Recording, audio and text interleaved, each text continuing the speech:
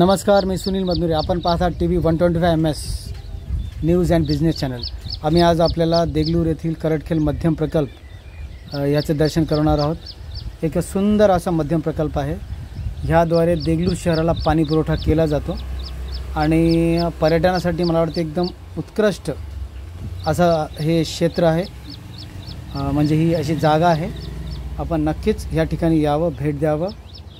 सुंदर, जिथून पाहावं तिथं जल दिसते आपल्याला. सुंदर आहे, निसर्गरम्य परिसर आहे.